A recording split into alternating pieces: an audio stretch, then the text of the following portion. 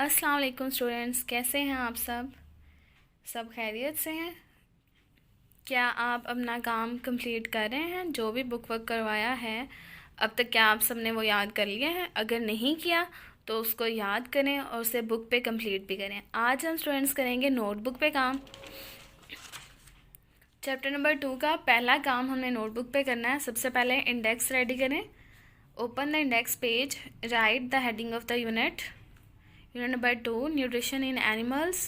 Students, पहले हमने notebook पे 4 रिटर्न वर्क किए थे, सो हमारा ये कौन सा काम है? नोटबुक पे 5वां काम है। सीरियल नंबर में लिखें 5, आज की डेट लगाएं, इट्स 19 मार्च।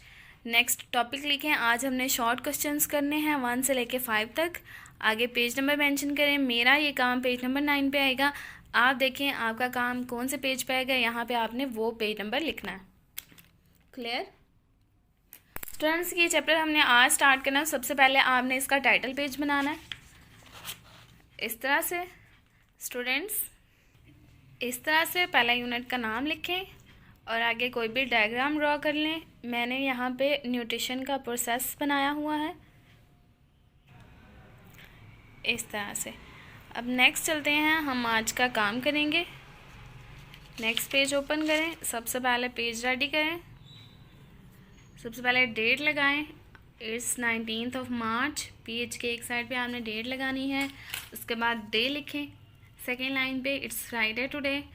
आज हमारे सेकेंड चैप्टर का हम रिटर्न वर्क शुरू करने लगे हैं। सेकेंड चैप्टर का डे 1 है आज रिटर्न वर्क का, सो डे 1 मेंशन करें। आज हम करेंगे SAQs नंबर 1 to 5, वो मेंशन करें। ऊपर क्लास वर्क लिखें।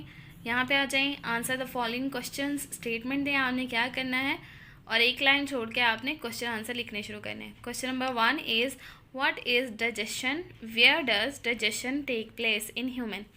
डाइजेशन क्या होती है पहले तो आपने ये बताना है, और फिर ह्यूमन में डाइजेशन कहाँ होती है वहाँ पे वो बताना है आपने। इस क्वेश्चन के अंदर हमसे 2 बातें पूछी गई हैं। सबसे पहले तो उन्होंने पूछा है डाइजेशन क्या होता है, व्हाट इज़ डाइजेशन। स्टूडेंट्स, जो भी हम फूड खाते हैं उसकी तोड़ फोड़ हो जाती है अंदर जाके, उस प्रोसेस को कहते हैं डाइजेशन। और ये कहाँ होती है? ह्यूमंस के अंदर स्टूडेंट्स डाइजेशन होती है एलिमेंट्री कैनाल में। सो हम इसका आंसर लिखते हैं। So students, I have written the answer. The process of breaking down of food into simplest substances is called digestion. In human, it takes place in alimentary canal.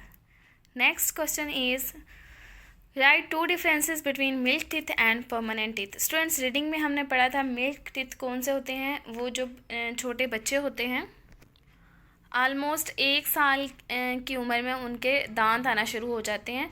फिर 4 से 5, किसी कहीं कहीं 6 साल की उम्र में उनके दांत टूटना शुरू हो जाते हैं, वो कहलाते हैं मिल्क टीथ। उसके बाद जो टीथ आते हैं वो कहलाते हैं परमानेंट टीथ। और स्टूडेंट्स, इनके नंबर में फ़र्क होता है। मिल्क टीथ जो होते हैं वो मैक्सिमम 20 आते हैं, और परमानेंट टीथ जो होते हैं ये 32 आते हैं।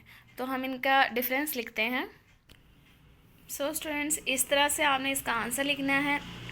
दे grow when baby is about 1 year in age. जब बच्चा 1 साल का होता है तब मिल्क टीथ आना शुरू होते हैं। स्टूडेंट्स, किसी किसी बच्चे में ये थोड़ी लेट भी हो जाते हैं, या कुछ में 1 आध महीना पहले भी उगना शुरू हो जाते हैं। और they are 20 in number. Permanent teeth के बारे में मैं लिखती हूँ, they grow when milk teeth fall. ये तब उगते हैं जब मिल्क टीथ गिर जाते हैं। They are 32 in number. ये टोटल 32 होते हैं एक अडल्ट पर्सन में। नेक्स्ट पढ़ते हैं क्वेश्चन नंबर 3 की तरफ। क्वेश्चन नंबर 3 है define holozoic nutrition. Students, reading के फर्स्ट पेज में हमने कुछ टाइप्स पढ़ी थी न्यूट्रिशन की। होलोजोइक न्यूट्रिशन उनमें से एक थी। होलोजोइक का मतलब क्या होता है? इस न्यूट्रिशन में हम जो खाना खाते हैं वो कम्प्लेक्स फूड होता है, उसे फिर हम इंजेस्ट करने के बाद डाइजेस्ट करते हैं, उसको सिंपल सब्सटेंसेस में तोड़ते हैं, फिर उसको अब्जॉर्ब किया जाता है। तो ये न्यूट्रिशन क्या कहलाती है? Holozoic nutrition. सो आंसर लिखते हैं इसका। स्टूडेंट्स, आंसर हमने लिख लिया। The mode of nutrition in which complex food is broken down into smaller substances and absorbed is called holozoic nutrition. Next question है हमारा, right 1 similarity and one difference between nutrition in amoeba and human being. Students आपने एक similarity लिखनी है और एक difference लिखना है, यानी कि कौन सी चीज़ें हैं जो एक सेम होती है अमीबा में और ह्यूमन बीइंग में, और एक क्या डिफरेंस होता है इनमें, आप नोट डाउन करना है यहाँ पे।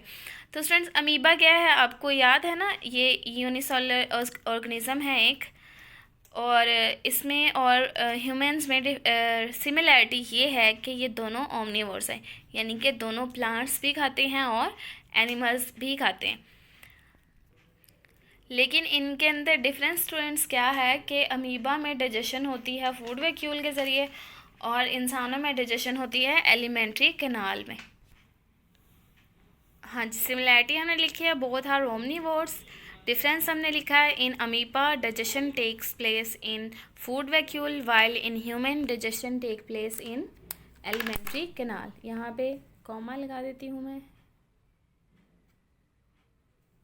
और यहाँ पे भी कॉमा लगा देती हूँ मैं।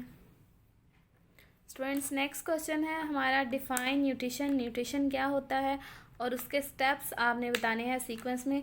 स्टूडेंट्स न्यूट्रिशन क्या होता है कि आप कोई भी फूड जो आप खाते हैं उसको किस किस तरह से आप डाइजेस्ट करते हैं और यूटिलाइज़ करते हैं, ये सारी चीज़ें न्यूट्रिशन कहलाती हैं। स्टूडेंट्स इसके स्टेप कौन से हैं, मैंने आपको टाइटल पेज दिखाया था, यहाँ पे मैंने जो स्टेप्स बनाए हुए थे ये वही स्टेप्स हैं। सबसे पहले इंजेक्शन, फिर डाइजेशन, अब्जॉर्प्शन, असिमिलेशन और फिर इजेशन।